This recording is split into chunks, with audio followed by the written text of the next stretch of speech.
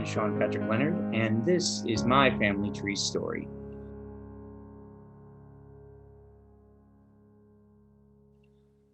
Well, as far as I can remember back, and from what I've been told from my mom's side of the family, her grandparents were from Ireland, the County Clare, in County Clare, which is closer to the west coast of Ireland than it is the east coast. I didn't know my own grandparents very well, so my great grandparents I definitely didn't know. I believe that I was, at least my middle name was named after my great grandfather or great great grandfather, not quite sure, which is Patrick. And I know that they lived there. And then for many years, many generations, but then my great grandmother came over to the States and settled here in Chicago in the just around the turn of the century. And let's see, my grandmother, who was Eileen Mulcahy, married my grandfather, James Mulcahy. I'm not exactly sure when. I think it was right around the end of the 1920s, in which my mother, Mary Elizabeth, was born in the Inglewood neighborhood on the south side of Chicago on February 23rd, 1945. She was the youngest of three children. Her older brother, Patrick, was my godfather and is no longer with us. And then my Aunt Barbara, who is the oldest of my clan, she is approximately 5 years older than my mom, and they live in the Palos Hills area on the south side. So, like I said, I don't know a lot about my grandparents in that both my grandfather passed away when he was 50 years old. So my mom was, I believe, only 18 at the time. And he, for a brief time, was a Chicago police officer. So, I mean, at very, in our family history, the police have made their way into the Irish Catholic South Side Chicago kind of narrative. He wasn't a cop for very long. I do know that at one point, my grandparents just could not be there for my mother and her siblings. So they actually put them in, they kind of shipped them out to a orphanage or a halfway house. I don't know how it was kind of described at the time, but it was called Maryville Academy. And sure enough, my mother was raised not by my grandparents, but by nuns. So growing up Irish Catholic, very much, I had that old school nun mentality of, you wet your bed and, you paid the price for it. So I know that my mom has told me a lot of stories about her growing up, at Maryville, and most of them aren't on the very positive side. I know that once she turned 18, she decided to move up to Chicago. So she did so. Once her dad passed away when she was 18, she was really close with her dad, not so much with her mom. My grandma, Eileen, was, from what I was told, a really sweet woman, but had a nervous breakdown right around the age of 40, I believe, or even earlier than that. And that was why she wasn't able to actually, take care of my mom and her brother and sister. As my mom grew up and, got into her 20s, she moved into the near north side of Chicago, into the Rush Street area. So she, lived there for pretty much a good portion of her life until she finally met my dad. And so they met at actually a bar where the old Playboy Club used to be, in the Lincoln Park neighborhood. They met there at a bar called the Four Torches. So that's how they started their romance. Now moving over to my dad's side, I don't know a lot about my mom's side. I really don't know about my dad's side. My dad was born Dennis James Leonard on June 29th, 1949. He was born in the suburbs of Chicago, I think. I know early when in his life, they moved from, I believe, Downers Grove they moved out to Dayton, Ohio.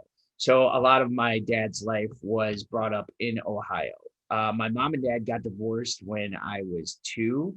And so my dad pretty much moved around most of the country, after I was born. So I don't know a ton about his family.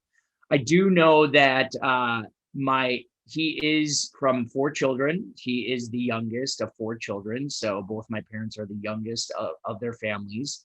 Uh, my oldest aunt, who has now passed away, my Aunt Diana, did actually a family tree history on us. And one thing that she did find out is that the Leonards were from a small town in Germany. We were actually known as the Leonard, Lehner family for a really long time.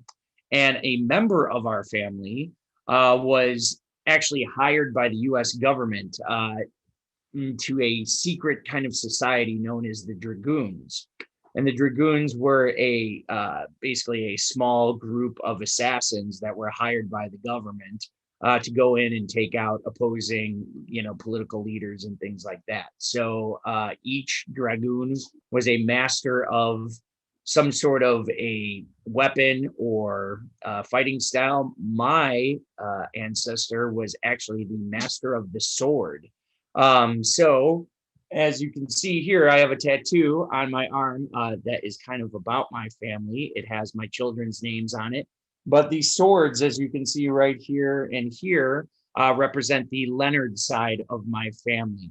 So that you can see there. And in the middle there, that is the Mulcahy National Crest.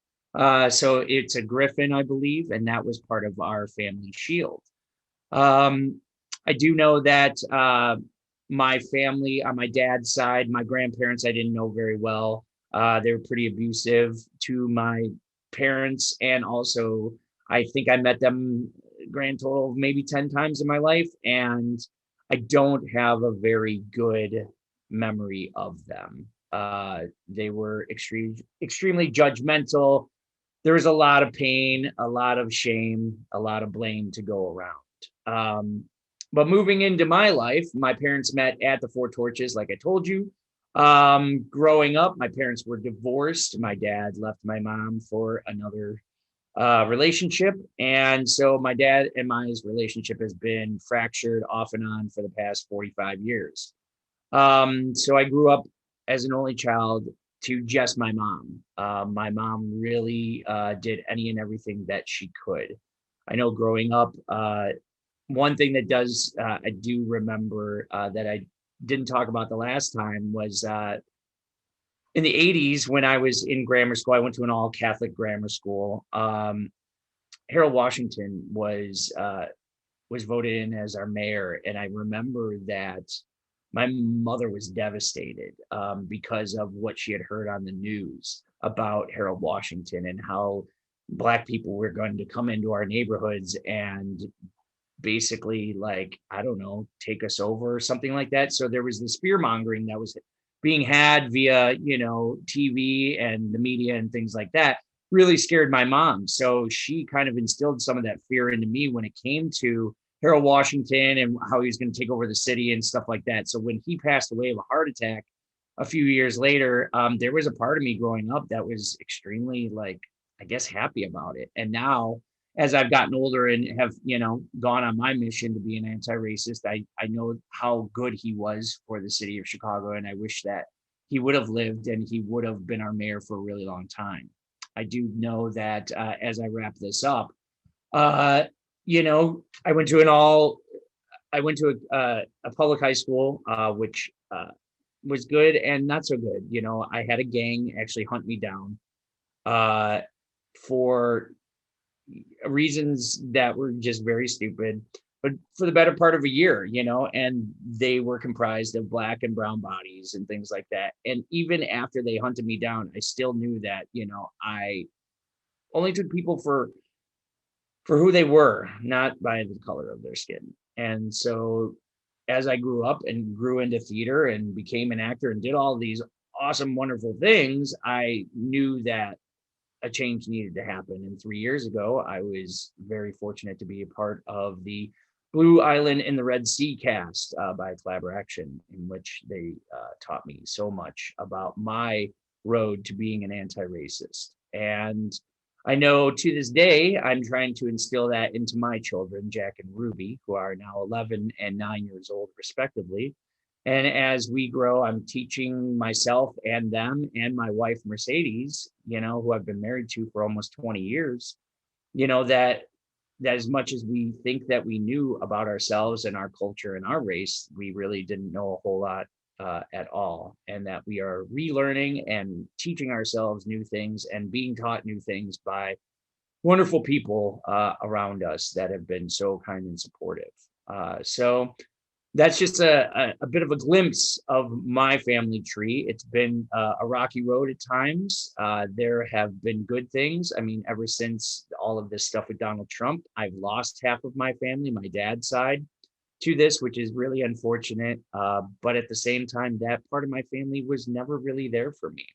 Once my parents got divorced, they decided that, they needed to move on with their lives too. So as much of it was a loss, or it is a loss, there's a part of me that just knows that I was left with a parent that really, and a side of my family that really cared about me and my mission to be a good human being.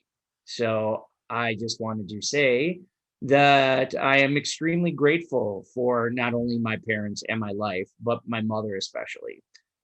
She has always been supportive and has always gone along with, the changes that are necessary in order to be a good human being.